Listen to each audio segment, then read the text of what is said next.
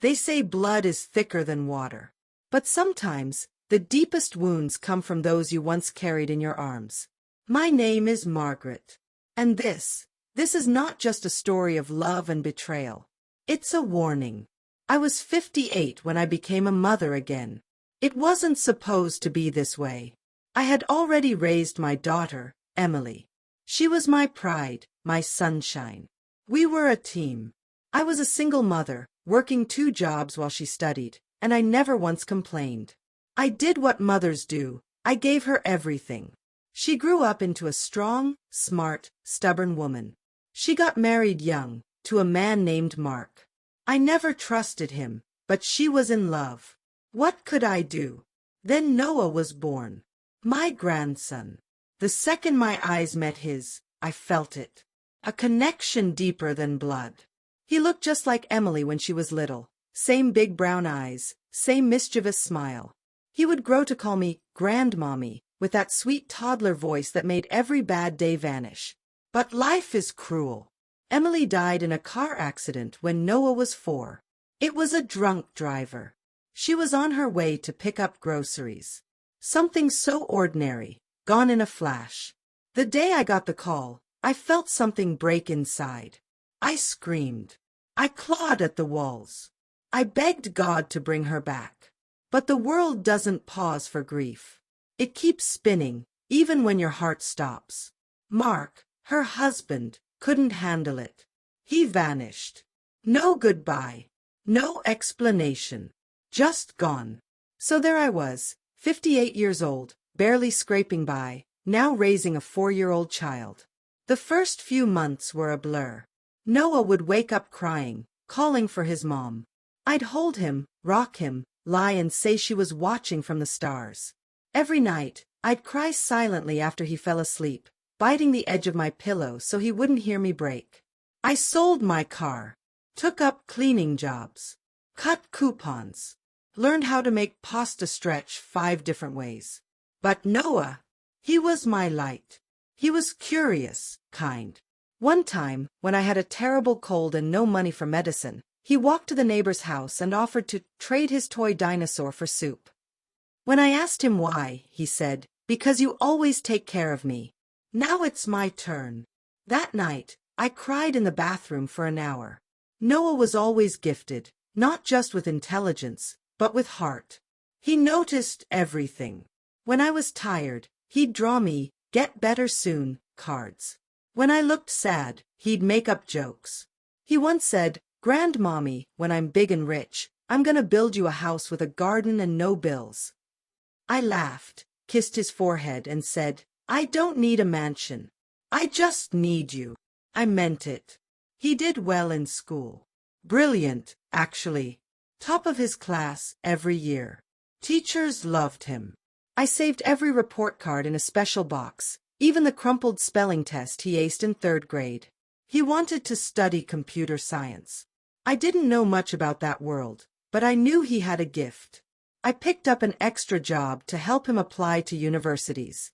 Every time we received a rejection, we treated it like practice. But then he got in. Full scholarship. MIT. We cried together on the kitchen floor that night, holding each other like we'd won the lottery. When he left for college, I gave him an envelope. Inside was $462. It was every penny I'd saved that year. He cried, said he couldn't take it. But I told him, "This is not money.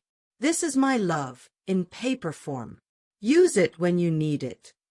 At first, he called every week. Then every month. Then silence. I told myself it was normal. He was busy, building a future, making his dreams come true. Then one day, I saw his face on TV. He'd started a tech company. He was only 25 and already being called the next Zuckerberg. The anchor said, raised in poverty by a distant relative. Self-made. No silver spoon. Distant relative. Self-made. I blinked. Rewound the segment. Watched it again. He never mentioned me. Not once. I thought maybe he'd call. Send a text. Anything. Instead, I got silence. Until one day, out of the blue, I received a message. Dinner.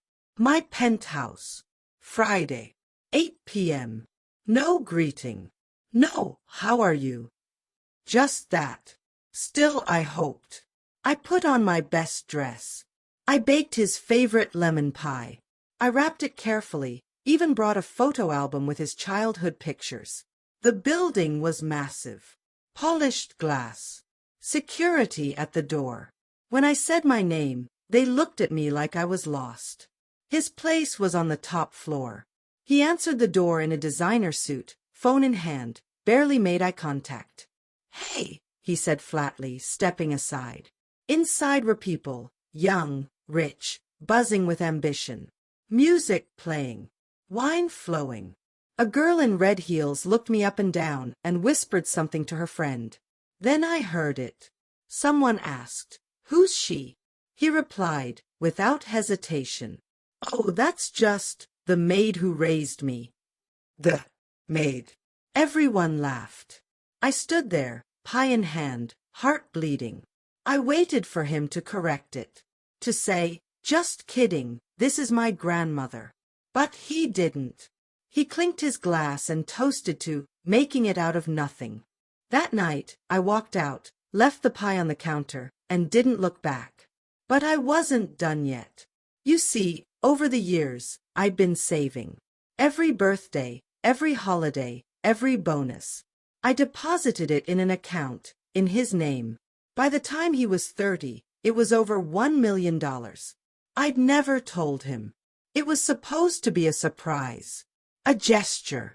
A final gift. But instead, I changed the beneficiary. I gave it all to a foundation that supports grandparents raising children after tragedy. Kids like Noah, but hopefully more grateful. I also changed my will. Removed his name. Left everything. My home, my grandmother's jewelry, the letters his mother wrote before she died, to that same foundation. A month later, I received a letter from a 13-year-old girl named Ava.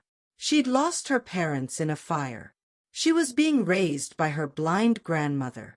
The foundation helped them get a new home, new school supplies. She wrote, "Dear Grandma Margaret, I don't know you, but I love you.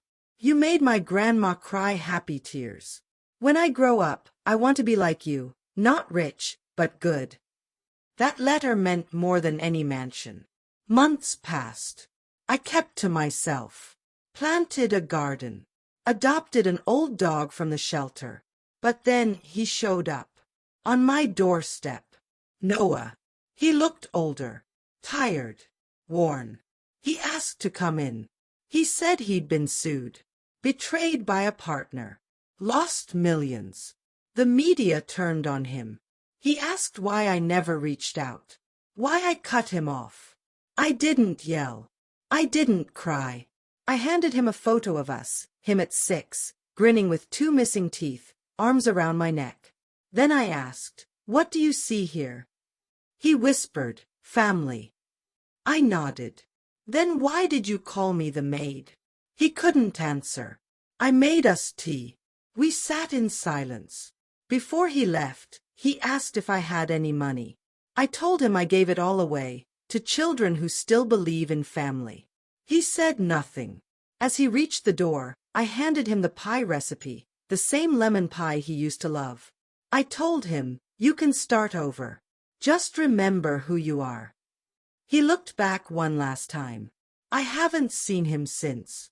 But sometimes, I like to believe he's out there, remembering the woman who wasn't his maid, but his second mother.